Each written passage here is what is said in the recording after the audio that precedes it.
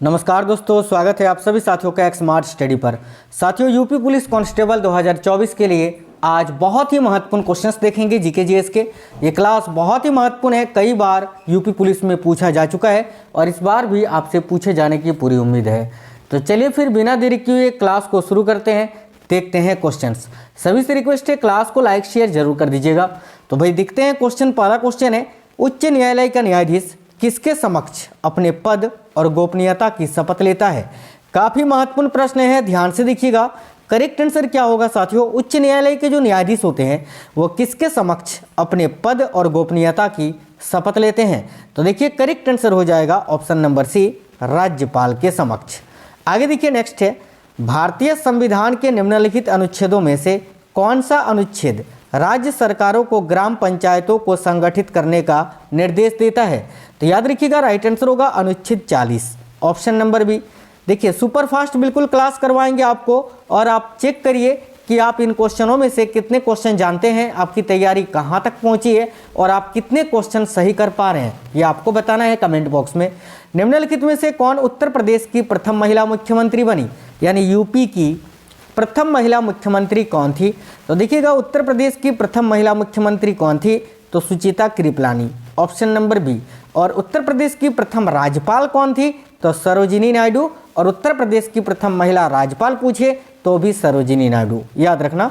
Right answer आएगा option number B, सुचिता कृपलानी। आगे देखिए पुस्तक the story of the integration of the Indian states, ये किसने लिखी है? तो देखिए the story of the integration of the Indian states पुस्तक के लेखक कौन है? याद रखना बीपी मेनन। राइट आएगा option number D, BP Menon.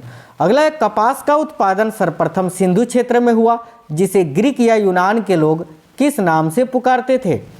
तो साथियों देखना, कपास का उत्पादन सर्वप्रथम सिंधु क्षेत्र में हुआ था जिसे ग्रीक या यूनान के लोग जो है वो भाई सिंडन के नाम से पुकारते थे। राइट है ऑप्शन नंबर ए, सिंडन। आगे देखिए, शेख हसीना कौन थी? काफ़ी महत्वपूर्ण प्रश्न है। तो याद रखिएगा शेख हसीना जो है ये बांग्लादेश की प्रधानमंत्री थी। ऑप्शन नंबर बी करेक्ट होगा, बांग्लादेश की प्रधानमंत्री। अगला है, सिकंदर के साथ भारत आए विदेशी लेखकों का क्या नाम था? अब सिकंदर महान के साथ जो विदेशी लेखक भारत आए थे उनका नाम क्या है, ये आपसे पूछा जा रहा है। तो देखिए निरियकर्स, सिक्रीटस, अरिस्टोबुलस, ये तीनों विदेशी लेखक सिकंदर के साथ भारत आए थे। राइट आएगा ऑप्शन नंबर डी, ये सभी। आगे देखिए, वैदिक काल में अमाजु किसे कहा जाता था? तो साथियों देखना, वैदिक काल में वह स्त्री जो कि सारी उम्र अविवाहित रहती थी, यानी जो पूरी उम्र में शादी नहीं करती थी, उसको अमाजु कहा जाता था। राइट आएगा ऑप्शन नंबर बी, स्त्री जो सारी उम्र अविवाहित रहती थी। आगे देखिए नेक्स्ट है, ऋग्वैदिक काल में पुरंदर किस देवता को कहा गया है? काफ़ी महत्वपूर्ण प्रश्न है, तो ध्यान दीजिएगा। ऋग्वैदिक काल में पुरंदर किस देवता को कहा गया है? तो साथियों देखिए करेक्ट होगा इंद्र देवता को, ऑप्शन नंबर सी राइट है, इंद्र देवता। आगे देखिए, हड़प्पा संस्कृति के लोग इनमें से किसकी पूजा करते थे? तो साथियों देखिए, हड़प्पा संस्कृति के जो लोग थे इनमें से किसकी पूजा किया करते थे? तो मातृदेवी, कुबड़वाला, साड़ और नाग देवता, उपरोक्त सभी की ना। राइट आएगा ऑप्शन नंबर डी, उपरोक्त सभी की। देखिए, उस समय को किस नाम से जाना जाता है जिस समय के इंसानों के बारे में कोई लिखित साक्ष्य नहीं मिलता है? तो साथियों देखना, उस समय को किस नाम से जाना जाता है जिस समय के इंसानों के बारे में कोई भी लिखित साक्ष्य नहीं मिलता है? याद रखना, उस समय को प्राग इतिहास कहा जाता है। ऑप्शन नंबर ए।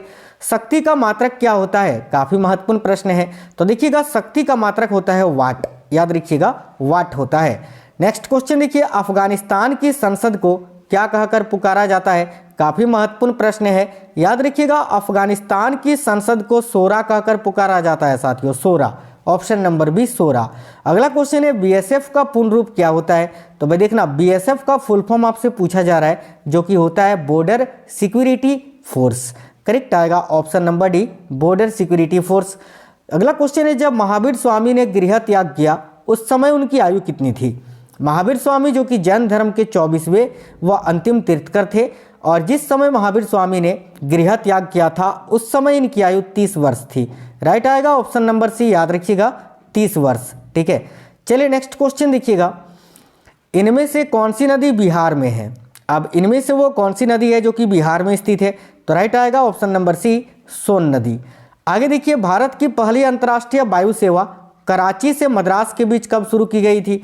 तो देखना, भारत की पहली अंतर्राष्ट्रीय वायु सेवा जो है कराची से मद्रास के बीच में ये 1922 में शुरू की गई थी। Option number B 1922। आगे देखिए, सर्वोच्च न्यायालय के पहले मुख्य न्यायाधीश कौन थे? तो साथियों देखना, सर्वोच्च न्यायालय के पहले मुख्य न्यायाधीश कौन थे?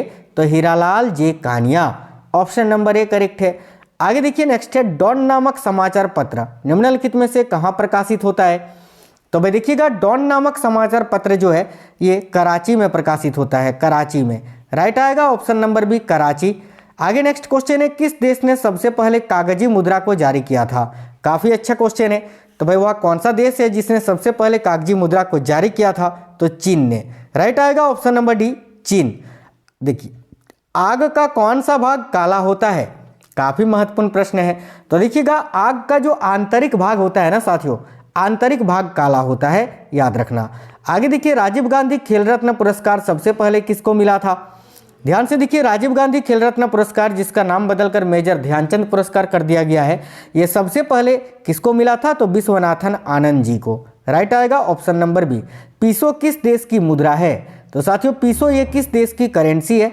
तो याद रखना, उरुग्वे की। Option number D Uruguay. आगे देखिए, क्यूनिन नामक औषधि पौधे के किस भाग से प्राप्त होती है?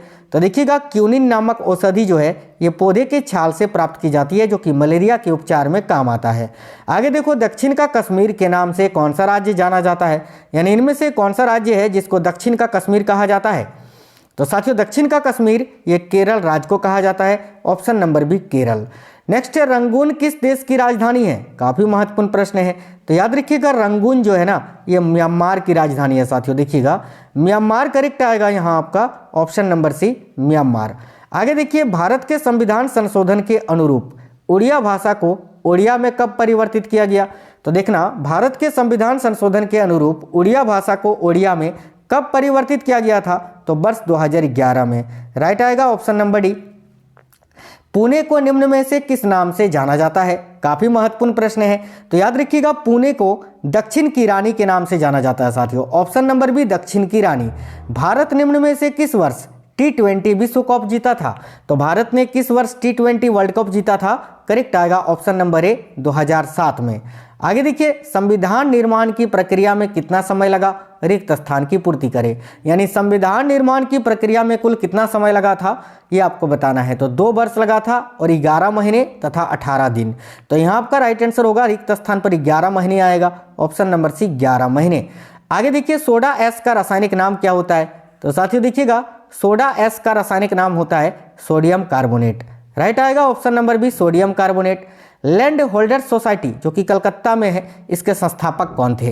तो लैंड होल्डर सोसाइटी के संस्थापक थे द्वारकानाथ टैगोर। याद रखिए option number B Dwarkanath Tagore, जिन्होंने लैंड होल्डर सोसाइटी की स्थापना की थी। किसके शासनकाल में सबसे अधिक मंगोल आक्रमण हुए थे? बहुत ही महत्वपूर्ण प्रश्न है। याद रखिएगा, इनमें से वो कौन से शासक हैं भाई जिसके शासनकाल में सबसे अधिक मंगोल आक्रमण हुए थे? तो देखिए, अलाउद्दीन खिलजी के। करेक्ट आएगा option number B Alauddin Khilji. अगला, दक्षिण में निम्नलिखित में से किसके शासनकाल में मुगल साम्राज्य तमिल राज्य क्षेत्र तक फैला था? तो दक्षिण में निम्नलिखित में से किसके शासनकाल में मुगल साम्राज्य तमिल राज्य क्षेत्र तक फैला था? याद रखिएगा, औरंगजेब के समय में। Option number B Aurangzeb. अगला क्वेश्चन है, गांधी जी किस गोलमेज सम्मेलन में भाग लेने के लिए लंदन गए थे? तो भाई देखिएगा, गांधी जी किस गोलमेज सम्मेलन में भाग लेने के लिए लंदन गए थे? तो साथियों, द्वितीय गोलमेज सम्मेलन में। ठीक है, पहला गोलमेज सम्मेलन 1930 में हुआ था, दूसरा वाला 1931 में हुआ था और तीसरा हुआ था 1932 में। 3 गोलमेज सम्मेलन हुआ था जिसमें गांधी जी ने दूसरे वाले में भाग लिया था। Option number B. किस रचना में नारी को सूरा और पासा के साथ 3 प्रमुख बुराइयों में शामिल किया गया है? तो देखिए, वह कौन सी रचना है जिसमें नारी को सूरा और पासा के साथ 3 प्रमुख बुराइयों में शामिल किया गया है? तो याद रखना, मैत्रायनी संहिता में। Option number A Maitrayani Samhita correct होगा। अगला है, पंजाब के हिंदू शाही राजवंश को किसने स्थापित किया? काफी अच्छा क्वेश्चन है। याद रखिएगा, पंजाब के हिंदू शाही राजवंश को कल्लर ने स्थापित किया था। राइट आएगा ऑप्शन नंबर बी कल्लर। आगे देखिए, 1 रुपये के नोट पर किसके हस्ताक्षर होते हैं? तो भाई देखिए, 1 रुपये का जो नोट होता है उस पर वित्त मंत्रालय के सचिव का हस्ताक्षर होता है। राइट आएगा ऑप्शन नंबर ए। आगे देखिए, भारत में आम का सबसे बड़ा उत्पादक राज्य कौन सा है? तो याद रखिएगा, भारत में आम का सबसे बड़ा उत्पादक राज्य है आंध्र प्रदेश। आगे नेक्स्ट क्वेश्चन देखिए, एलोरा के 34 गुफाओं का मंदिर जो है ये कब से कब के बीच यानी किस ईस्वी से किस ईस्वी के बीच में बनाया गया? तो राइट आएगा 700 ईस्वी से 800 ईस्वी के बीच में। आगे देखिए, किस चोल शासक ने 1000 ईस्वी में भू राजस्व के निर्धारण के लिए भूमि का सर्वेक्षण करवाया था? तो वह चोल शासक कौन थे? याद रखना, राजराजा प्रथम। ठीक है, ऑप्शन नंबर ए, जिन्होंने भाई देखिए राजस्व के निर्धारण के लिए भूमि का सर्वेक्षण कराया था। आगे देखिए, बैंकिंग लोकपाल का क्या कार्य होता है? तो जो बैंकिंग लोकपाल नियुक्त होते हैं उनका कार्य ये होता है कि ग्राहकों की शिकायतों का प्रावधान करना। Option number C. आगे देखिए, नेक्स्ट है, संविधान के अंतर्गत भारतीय लोकतंत्र के आदर्शों को हम कहाँ देख सकते हैं?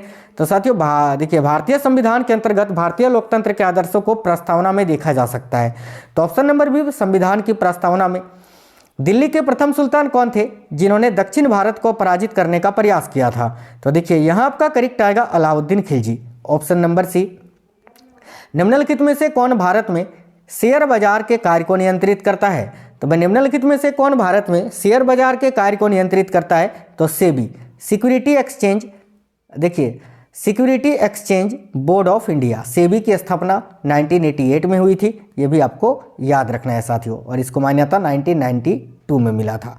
चलिए आगे देखिए, नेक्स्ट क्वेश्चन है, निम्नलिखित में से कौन एक मगध साम्राज्य की राजधानी नहीं थी? अब देखिए, मगध साम्राज्य की राजधानी गिरिब्रज, राजगिरी और पाटलिपुत्र में थी, कौशाम्बी में नहीं थी। करेक्ट आएगा ऑप्शन नंबर डी, कौशाम्बी।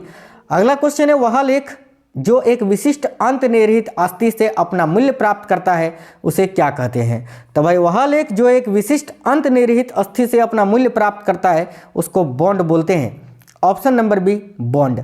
आगे देखिए, हुमायूं का मकबरा कहाँ स्थित है? काफ़ी अच्छा क्वेश्चन है, याद रखना, हुमायूं का मकबरा ये दिल्ली में स्थित है। ऑप्शन नंबर ए, दिल्ली। आगे नेक्स्ट क्वेश्चन देखिए, भारत सरकार का व्यय किस पर इमदाद के कारण अधिकतम है? तो भारत सरकार का व्यय किस पर इमदाद के कारण अधिकतम है? तो तेल के कारण। ठीक है, तेल करेक्ट है, याद रखना। आगे, जोको विदोदो किस देश के राष्ट्रपति पुनः निर्वाचित हुए हैं? तो याद रखना, जोको विदोदो ये किस देश के राष्ट्रपति पुनः निर्वाचित हुए हैं? याद रखना, इंडोनेशिया के। तो आज के इस क्लास में 50 क्वेश्चंस बहुत ही महत्वपूर्ण थे। अब क्वेश्चंस कैसे थे आप हमें जरूर बताइएगा कमेंट बॉक्स में। क्लास को एक लाइक और शेयर जरूर कर देना। चलिए तो साथियों, मिलेंगे नेक्स्ट क्लास में, तब तक के लिए जय हिंद, वंदे मातरम।